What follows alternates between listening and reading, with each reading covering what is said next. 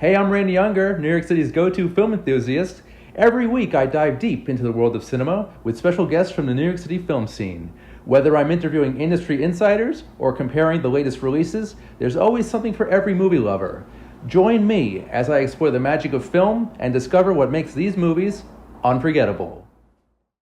Hey guys, I'm Randy Younger, and it's a special edition of Under the Radar, bringing movies and people together, one frame at a time.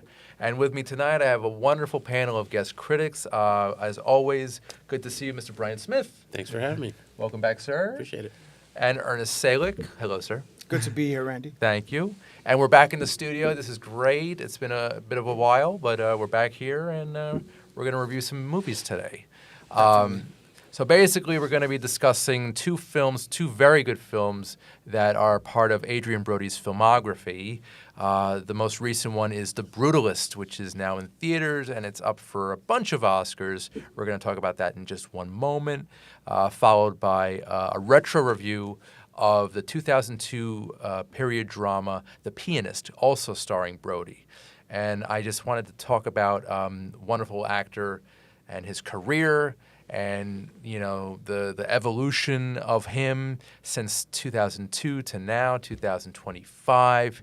And the three of us, we actually went to go see The Brutalist together last weekend. We had to carve out time on a Saturday because this movie is 3 hours and 34 minutes. The long haul. Yes. They even brought back an intermission for this movie, which is amazing. I appreciated that. Yes. I think we all appreciated that. And, I was looking forward to it. It's got a wonderful supporting cast as well. I'll just name the names right now. Felicity Jones plays Adrien Brody's wife in the movie. Guy Pearce gives one of the best performances of his career thus far. And we also have Joe Alwyn, Raffi Cassidy, Stacey Martin, Emma Laird, Isaac De Banco, and Alessandro Nivola. Now, this movie was very interesting, The Brutalist. It basically takes place right after World War II, focuses on a European architect who basically escapes the war, and now he's in United States during the 1950s, trying to build a life for himself, and he meets some very interesting characters, to say the least. And in trying to build up this life, he kind of gets knocked down a few times. I won't get into detail, but it's just a very strong drama, in my opinion. It tells a very good story. It's not a true story, unlike The Pianist, but it's still a very captivating story. And I enjoyed it. I was looking forward to it. 3.5 hours, though, a little long. That's probably my main complaint, my main criticism. But, I enjoyed it thoroughly. And also released by A24, and they really cannot do wrong. So, Brian, since you're right here, what were your first impressions of The Brutalist? First impressions, I thought, production value and the cinematography, all the technical credits were really good. Performances were really strong. And it is, like you mentioned, captivating. It's an immigrant story. Yeah. And and especially in these times where that's a hot topic. It's like I think it was nice to sort of look back and see someone who wants to come to America and and that sort of the dream of the American success and what are you chasing, and I think it's something that we as Americans may take for granted while we're here. So it's like it was nice to see it from that perspective, and also just. His journey and meeting people who are there to help and it's just lending a helping hand to his efforts, and I thought there were some really nice moments, nice dramatic moments and human moments in the film, as you mentioned the intermission, and that was a welcome welcome thing, and hopefully more movies will do it. Hopefully. I think that would be interesting. That would be very interesting to see. Cool. Yeah. If it's over 2 hours, you need an intermission. That's my rule. I think so. Yeah. That would be really that'd be a very interesting thing. I wouldn't mind that. Yeah. And I mean it's a very strong film dramatically, and no spoilers or anything, but it does, it's very uplifting, but then it's also very stark and and grim at times, and so a lot of layers. Yeah, definitely, a lot of layers. Guy Pearce, as you said, great performance. I really think he brought that character to life. Yeah. and gave him nuance. And there's just a lot of really good dramatic moments in the film. I thought it was really strong. So Visually, it's amazing, I think. The more I think about it, the more I love it. It was shot very well. Yes, and that is the credit of cinematographer Lal Crawley, in addition to the collaboration between the director, Brady Corbett, whose work, this is the first film I've seen of his, but... He's an actor, I believe. Yeah. An indie actor. And I need to see everything he's done now, because he left quite an impression with this movie. Yeah. Also, I wanted to mention Daniel Bloomberg, who did the score. This has a very good, some great music in this. Very pounding, very percussive, very atmospheric, and it really sucks you into the world of Laszlo, Adrian Brody's character. I agree. It pairs very well with the certain scenes that happen in the movie. Yeah. First impressions for you, Ernest? Well, it's one of those dramas. Also, like you mentioned, it's kind of long. And for me personally, if the movie's going to be that long, it needs to justify it. Otherwise, good point. it might fall or lose face in my opinion. But thankfully for me personally, it didn't. I think that its length is justified in the kind of story that it's trying to tell, and it needs to take its time because for what I found was its highs and lows are very balanced from a drama standpoint. Dramas have to be. That's why dramas are some of the perhaps harder genres of movies to pull off. Right. You need to hold someone's attention for a very long time, and you don't always have set pieces like action pieces or comedy intervals. To fluff up certain scenes or to help a movie along. So it's hard. So it really depends on the writing, which I thought was pretty sharp. The dialogue had a lot of nuance to it, double meanings to certain sentences, and in this movie, that's pretty important. The Brutalist, his life experience that we saw from our perspective was pretty brutal. Yeah. And then he's an architect that excels in brutalism, a certain architecture that he excels at. So it's almost like the title in his life and the architecture he is good at, it's sort of like a parallel. So I do appreciate that. Once again, we already mentioned that the movie's layered, another example of that. I did appreciate, like we all mentioned earlier, I hate to harp on this, the intermission, but it felt really good to stretch my legs and get some fresh air. You know what I mean? 15 Maybe use minutes, the by the bathroom way. and not 15 miss minutes. anything. And it gives you time to digest what you just saw and form your own opinion early on. It kind of felt like two separate movies because that intermission just kind of broke up the feel of it. It's for me watching it, I was just like, it was a good place to end it. Just to cut into it because it was such a hopeful moment. Right. And it kind of reminded me. I think there was an intermission with Titanic. There was. I definitely know that it was a 2 this is a tangent, but no, the Titanic VHS set it was 2 tapes. Yep. And they ended at a very appropriate moment, and then it was basically two kind of 2 movies. You got the love story, and then you have the disaster, and then. But anyway. Brutalist. So brutalism is an architectural style of design, and it's interesting that the name of it. So he is the brutalist. Definitely. Not only because of the style of his work, of his architecture, but also he's just a brutal. Like he experiences so much pain, so much brutality in the world, and this affects his very being. But it doesn't change him, and it doesn't deter him from going after and chasing the American dream, So I really like this film. I want to see it again. It kind of, at 3.5 hours, it flies by, I think.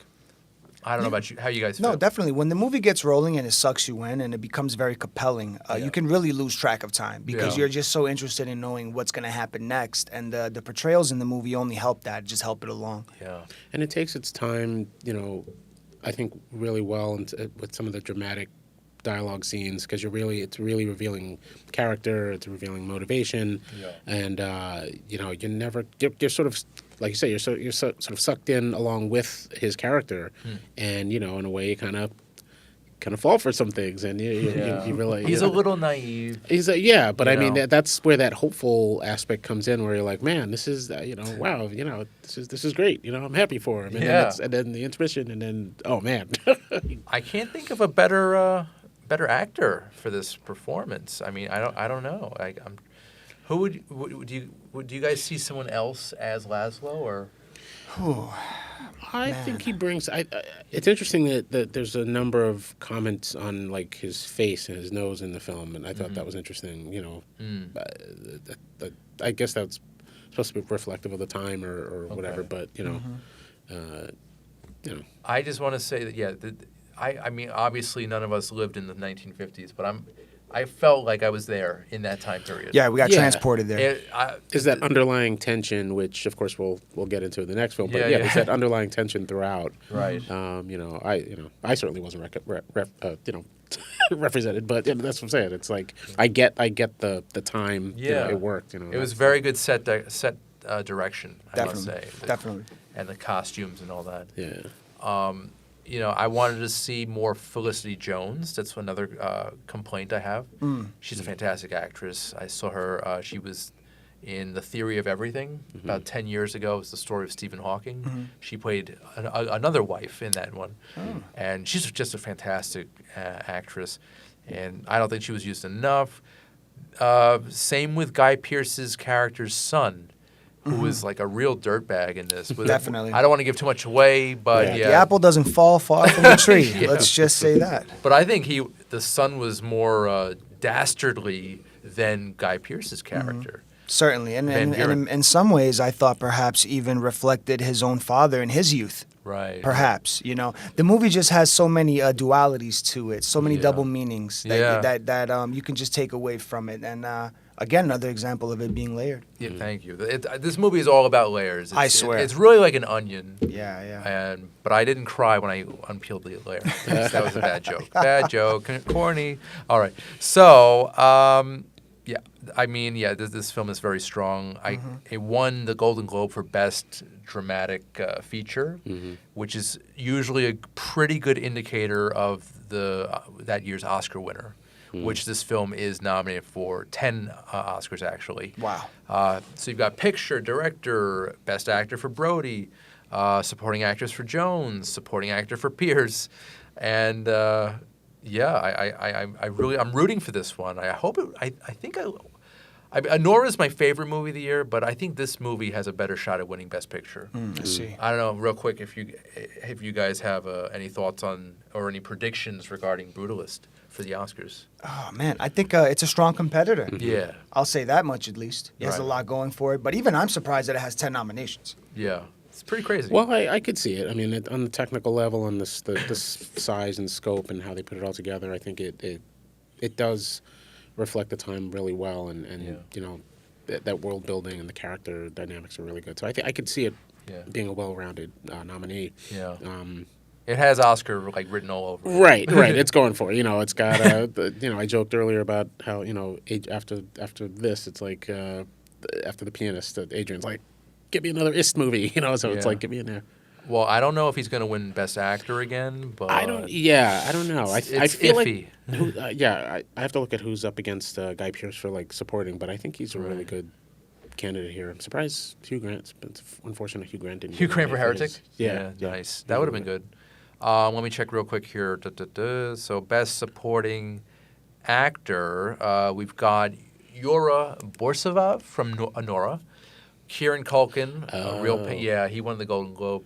Edward Norton, who was good but not great, a complete unknown. Guy Pearce, and lastly Jeremy Strong, The Apprentice, which I haven't seen yet, but I'm very curious about that one. That's the Trump movie. Yeah. Yuri from Honora was, I thought, really good. He was the surprise. That was the thug, right? Yeah, he was the surprise of the movie. So that was I love Honora. I'm glad he got nominated. That was really cool. He's good. He probably won't win, but it's encouraging. He's recognized. It's encouraging. Yeah. I think Guy Pearce gave a better performance than Kieran Culkin, or maybe they're kind of like neck and neck. Who wins Best Villain? Ooh. An MTV. That's funny. They still do that, right? I don't know. The MTV Movie Awards. I'm not sure, but in that category, who would I think maybe Guy Pearce would take Best Villain, though. Unfortunately. No spoilers. But Yeah, I think I agree with you there. Yeah. Guy Pearce, so good. Now I want to watch everything he's done.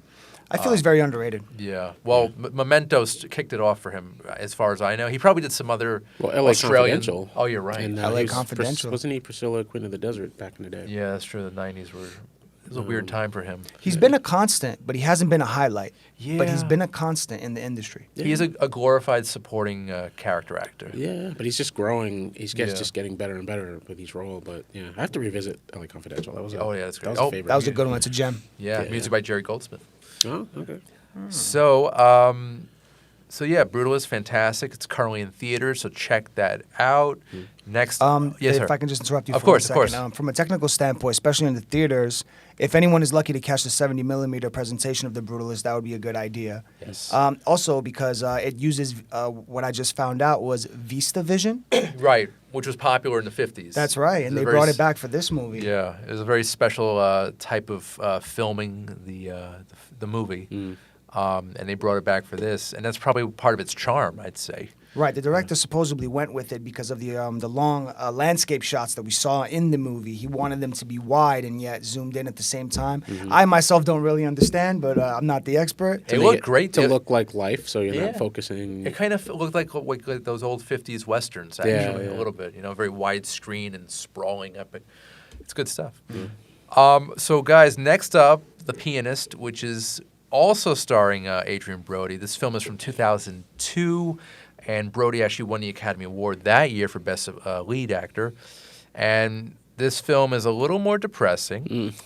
Basically takes place in Nazi-occupied Poland, specifically Warsaw, circa 1939 to 1945, focusing on a pianist by the name of Władysław Spielman, a Jewish pianist who he performs on the radio.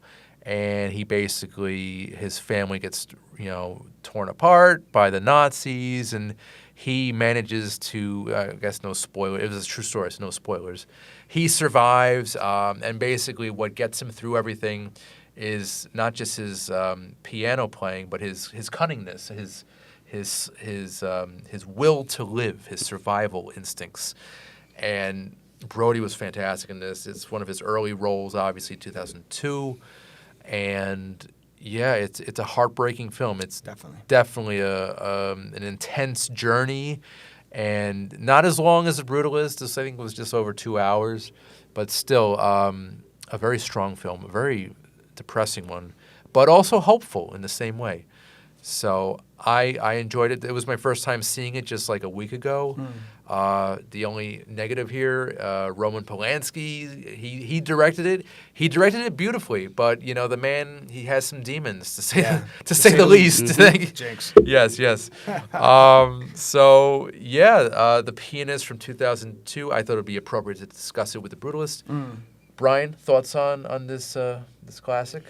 I mean, I agree with you in terms of Polanski. Like, I'm not versed in his direct. I've seen Rosemary's Baby, but this, it didn't feel like it didn't. I wasn't like distracted by the fact that he directed. I couldn't tell it was his film. Right. It's like every time I watch a Woody Allen movie. Well, yeah, with Woody Allen, it's a Woody. Yeah, with this, it was like he sort of stepped back and just let the story take place and the characters and everything, and it's. It puts you right in there, and it's not. It's it's a very heavy film to endure, and it's a very heavy film, and dramatically it's well made, and production design, production value, the stunts and things like that, like it's very startling and very well put together. Adrien Brody, of course, does a fine job. He obviously won his Oscar. It's a quieter performance. It's not. Yeah. It's more expressive and less dialogue driven. True. But I think both performances he's a man of few words. Oh, they're very similar. Yeah. It's like his own genre almost. He's starting, but That's right. Yeah. It's not necessarily something I'd revisit. You're right. It's shorter than The Brutalist. I guess going in, I thought it was more about him being a pianist. I didn't realize it was, like concerts and things like that. It was kind of like almost a lighthearted drama. That's what I kind of thought it was. I had no idea what the whole film was going to be. Yeah, so it was pretty heavy, and it's the best I can describe it, I guess. Oh, and I just want to mention something. In The Pianist, he's a Polish Jewish person. In The Brutalist, he's a Hungarian Jewish. Hungarian Jewish. Yeah, I see. I don't know how close they are. Yeah. but in terms of the country's proximity. I think the journeys Yeah. are very different of the characters. I'm just thinking this now in terms of like how hopeful it is in the Brutalist, and here Yeah. it's like it's almost like filled with despair and filled Right. with Only in the end it has a glimmer of hope. Yeah, Him, performing in that like was a church or a concert hall. a concert hall. Yeah. Yeah. But I agree with you. But yeah, and looking at the two journeys, how how he's so happy in the Brutalist to make it to America, and and as an American, you just sit there and you sort of feel it along right there with him. It's like, wow, it's not a bad country. Yeah, they're both very good movies. The first one's better at telling the story of an immigrant's journey. Right. The second one is more about hope and survival. Right. Ernest, how about you? What did you think of this this one? Pianist. So in terms of The Pianist, again, I'm going to feel like I'm repeating myself because it's an Adrian Brody picture. It's a hard-hitting drama. True. Once again, hard-hitting drama. But, the backdrop, of course, is World War II and the genocide that occurred. I feel like it encapsulates very well the era, perhaps a little too well. Mm-hmm. You gotta warn people, even if you haven't seen it, although the movie's generally considered old by now. Yeah. Be forewarned, very graphic material. Yeah. But I suppose true to the times, unfortunately, that's how some of these things go. Right. I do agree with you as well that now, while they're both similar, in fact, in some way, if there was a multiverse out there, I would wager that The Brutalist could be a pseudo sequel to The Pianist. Mm-hmm. Yeah, Perhaps okay. like maybe if he did make it out and finally got that decent meal, perhaps he immigrated to America and got another double shaft on that end, right? So he plays the piano and he designs buildings. Okay. You never know. In another multiverse realm, multi-talented guy. We I do like know it. that on a little nitpickers, or I should say fun fact. Now, let me not get to the nitpicks just yet. Adrian Brody apparently beat out a lot of actors that were considered for The Pianist, one of them being Nicolas Cage, surprisingly. That would have been so weird, I think. I would love to see with Cage, if there was a sort of director's cut. I want to see if he can do, as Brian was describing, such a nimble and held back performance. That's so not his style. I have to find my family Yeah, right. and play the piano. I can only imagine. You can only imagine, again, in a different multiverse. Right. Brody also as well he's such a method actor, and method actors, man, I'm 50-50 on them because, and like this case here, they're a little detrimental to themselves. So apparently to prepare himself for the role, we find out Adrian Brody, not only did he starve himself so that he can look right at the end of the movie, because, he was famished.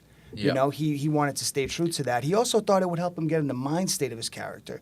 So then he sold his car.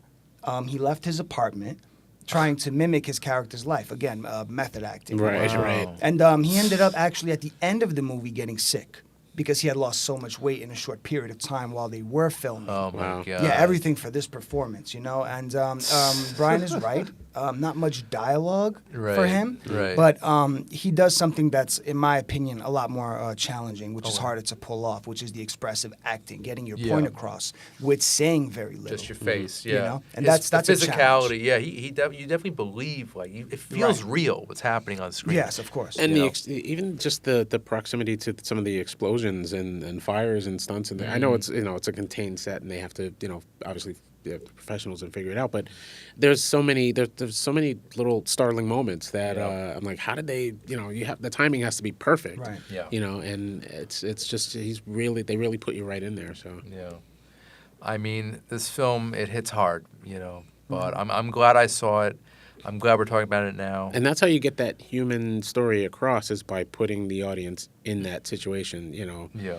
and seeing it as it is, not the Hollywood sort of version. I do kind of wish I saw this in theaters when it first came out. I think that would have made. I saw it on my TV.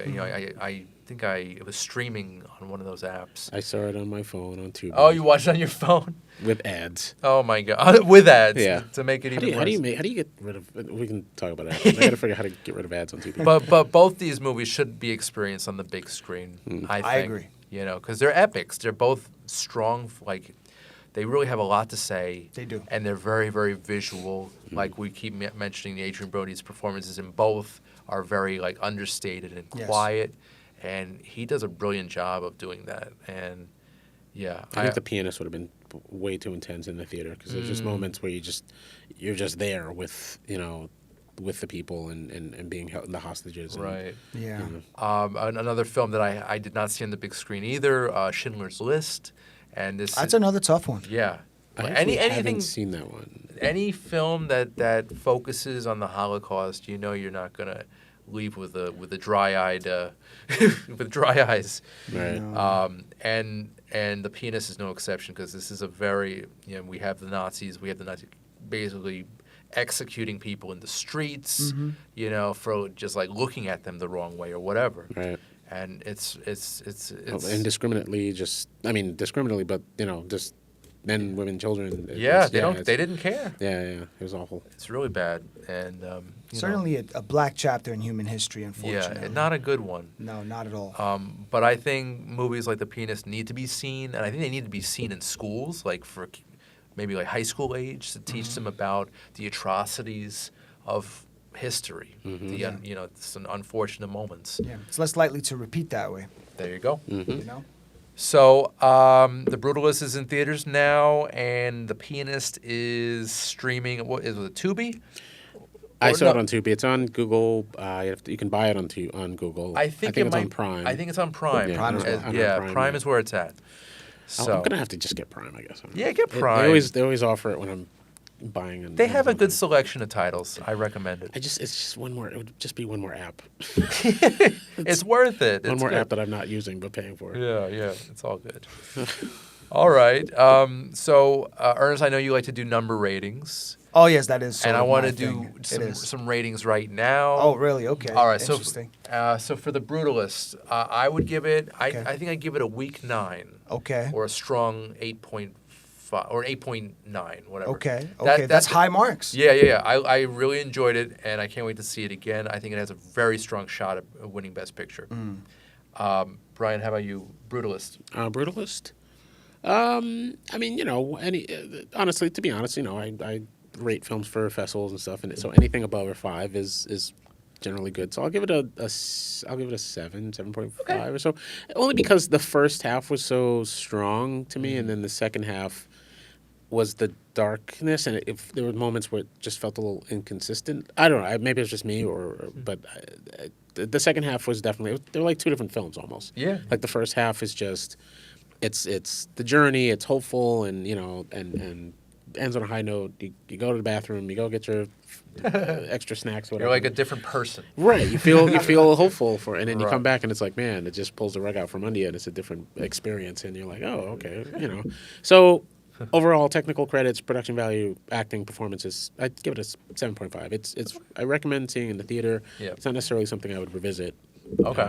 But it's I saw it, and I can see why it's up there for Oscars. Gotcha. All right. Ernest, rating of The Brutalist. In terms of The Brutalist, I myself, in my personal humble opinion, give it an 8. Okay. A solid 8. Solid 8. 4 out of 5. I respect it. Definitely. I thought, again, it was a gripping drama. I do agree with what Brian said. The first half is almost hopeful. You want to see the character do well. Right. But sprinkled throughout is the problems we see that'll come in the future, the seeds that are planted. I didn't ignore those, and that's why the dark half... It surprised me, but it didn't surprise me. It didn't surprise me that it was happening, but it surprised me in the fashion that it happened. Right. Gotcha. You know what I mean? There was good, intense foreshadowing in the first part, but I do agree. The second part is the darker half. You know what I mean? Right. But I think it warrants an 8. And as for The Pianist, we all, of course, favorably recommend The Pianist. Right. For me, The Pianist is also an 8. Okay. And an 8 for me is a great movie. Yeah. That qualifies as a great movie. And The Pianist, again, while it is Brody's more somber performance, and the backdrop itself is almost a character. Because it's the event that's keeping all the action and subplot moving. Keeps it moving. You know what I mean? Yeah. I would rate it 8 there, but both very strong dramas, which again are hard to do, so you gotta love them when you can. I'd say for me, The Pianist, I'd give it maybe a solid 8. Solid 8, maybe 8.5. I enjoyed it. Yeah. But I enjoyed The Brutalist more because The Brutalist, it just told a more hopeful story, in my opinion. It was just straightforward and had very strong characters. The Pianist didn't really have many supporting characters. It had a few, but they weren't like fleshed out and as interesting as The Brutalist, in my opinion. So I'd give The Pianist a 7. 7? 7.5 for Brutalist for the hopeful aspect. Yeah. 7, still good for the Pianist for just the technical aspect and the story it's telling, but just how they pulled off some of the the explosions and just the harshness of some of the executions and things. So, gentlemen, we have 1 minute and maybe even less. So we'll try to rush through this. Brian, any plugs for you, sir?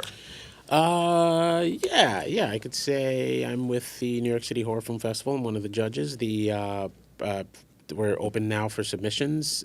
Submissions end September 1st, I believe. So get your films and scripts and things in, and we'll watch them and read them, and send more werewolves, please. And yes, just not the Wolfman.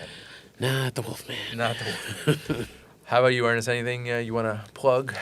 Not necessarily. Just again, I want to lament that physical media is phasing out. I'll just keep speaking on it until it finally happens and the nightmare comes true. And it's a shame. I hope everyone out there can grab it while they can, because one day it could be considered collectible. That's right. All right. So for me, my plugs are Under the Radar. Basically streams. Do you have any streams? The podcast airs on Slam Radio through SiriusXM every Thursday at 8 p.m. Eastern, 5 p.m. Pacific, and again on Saturdays at 6 p.m. Eastern, 3 p.m. Pacific. Also, the video version of Under the Radar is on Manhattan Neighborhood Network, and that's every Monday at 11 a.m. Eastern, 8 a.m. Pacific. And as always, feel free to subscribe to the Under the Radar YouTube channel and share the love. So, Brian Smith, Ernest, I want to thank you so much for tonight. This was an awesome episode. It's a great time. Yeah, we really got into the history of Adrian Brody and his wonderful work. It was inevitable. Yeah. So hopefully, come Oscar time, we'll have some nice news. Yeah. That maybe night. reflect on it. Yeah, we'll see. That sounds like a good idea. Very cool. All right, guys. I'm Randy Younger. This has been Under the Radar, bringing movies and people together, one frame at a time. We'll see you next time. Take care.